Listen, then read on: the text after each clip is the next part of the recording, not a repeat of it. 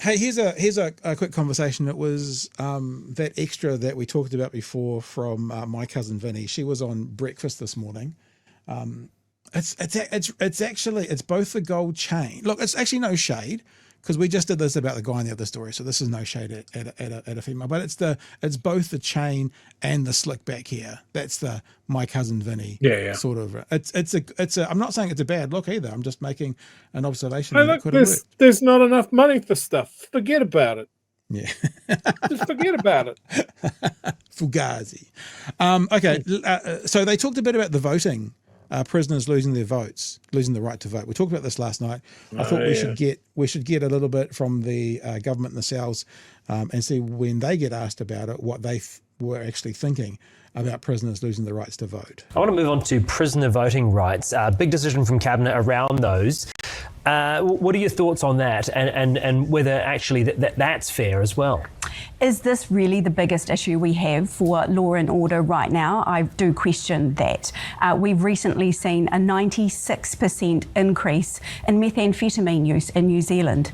The government's own Ministerial Advisory Group on Organised Crime has said that organised crime is out of control in New Zealand and that the government has lost their control on it. Those are the big issues that this government needs to be focusing on, not just voting rights for 2,000 prisoners for a 3-year period. Ms. Willis, what? I both sort of agree and disagree with that.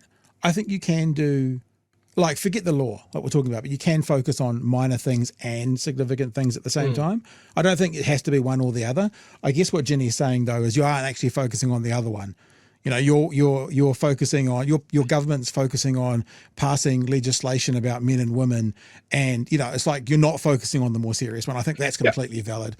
A government can focus on both layers. This government only seems to be focusing on the less significant issues. Chewie, is what I'm saying. Less significant, but my God, does it play well with their base? Yeah. You know, and that's hey, they're not trying to solve a problem with crime. Like removing voting rights from, as Jenny said, there 2,000 people is not going to affect the crime landscape here in New Zealand. Yeah, at all. Not a fucking skerrick. But they made a big song and dance of it because it plays into the myth that national and the right-wing parties are tough on crime. Not effective, but tough. Yeah. Tough. We're mean. We're mean to the criminals. Doesn't change anything, but we're mean.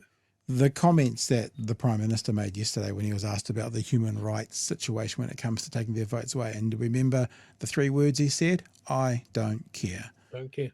Don't care. You know, it's like, I don't care. I just.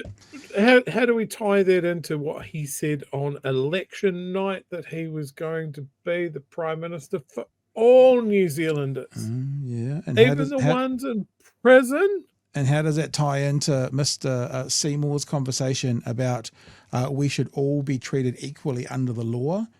So this is us treating prisoners differently under the law. So did I just miss that? We should all be treated equally and the same under the law, except prisoners. Is that what? Was it always clipped at the end of that, and they just left off those last 2 words because this is not following through on what certainly the ACT policy was, and as you say, Chewie, the national sort of stance of being prime ministers for all New Zealand. But remember, this is also the Prime Minister who refused to speak to Harry Tam, even though Harry Tam, with respect, has a huge background and knowledge on how to deal with gangs and could be incredibly helpful for any government in finding solutions. But nope. If you talk to these people who have been around gangs, that doesn't come across the stuff on crime. So that's exactly what you're saying. That's actually, again, it might play well to a base, but it doesn't mean it plays well when it comes to good policy. Anyhow, let's keep going.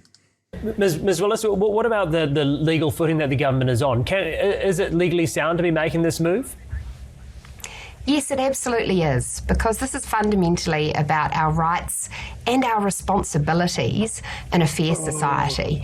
And those who break the law, who victimise other New Zealanders, who perpetrate violent crimes, that they actually, under the law, have some of those rights taken away because they haven't exercised their responsibilities to other New Zealanders. So we think this is fair. And of course, when they leave prison and when their law... Well, hang on. They have some rights taken away, like the freedom of association and that kind of stuff.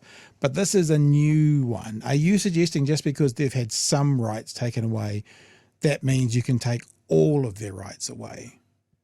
You know, because there is a system, you're correct, they do have some rights taken away, right to associate, freedom of movement, these sorts of things they can no longer do when they're in a prison cell. But that doesn't mean they have no rights. Is that where National wants to, are we actually figuring this out? They want to go to a situation where they want prisoners to have no rights, because we're seeing in America what a president and party will do to both citizens, green card holders, migrants looking for refugees, when they follow a system of no rights. They get shipped off to it's basically a concentration camp in a South American country. Not suggesting that's exactly going to have here, but that's the end when quote unquote prisoners or people have no rights. Is that what we're saying? Because we're restricting some rights, you don't get any rights? I also love the fact that she's like, oh yeah, no, we're pretty sure this is legal. I mean, the courts disagree.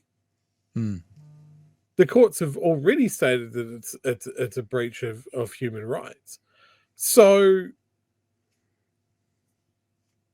I hope that the host pushes back on this. Well, shall we see? I'm not hopeful, but let's see. Shall we see? And of course, when they leave prison and when they're law-abiding, they'll get that right to vote back again. But okay, sorry, I'm sorry to get into that. So if you're not law-abiding, you shouldn't be voting. Isn't this like a religious lesson? He that is without sin cast the first stone. So is it more that they're not law-abiding and they've been caught? Because you didn't say that. You just said not law-abiding. Can we get pedantic here and go, therefore, the people in society who aren't law-abiding, they shouldn't vote either? Because that's what she's just said. She said when they're law-abiding, they get that right back. So what happens if you're like a white-collar criminal who's ripped off IRD and you now have to pay back a whole bunch more? You've broken the law. Do we take the right off them as well? And then when they're law-abiding again, when they've paid off their back pay to IRD, they get their right to vote again?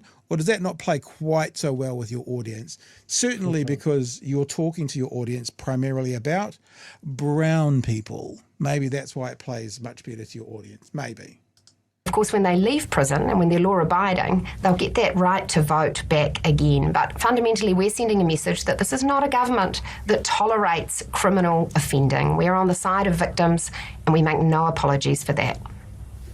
This government has no plan to break the cycle of crime in New Zealand. They're about headlines and quick bumper sticker slogans, trying to detract from what the real problem is that we have a growing methamphetamine and organised crime problem in New Zealand. And even the Minister of Police has delegated that responsibility to his Associate Minister. They need to start facing up and dealing with the problems that we have right now. We've had Marie Dyberg on earlier, criminal defence lawyer, who was saying that... Ginny's done good in this interview, mate. You know, props. We've had some criticisms of Ginny in the past. This is on point, this messaging.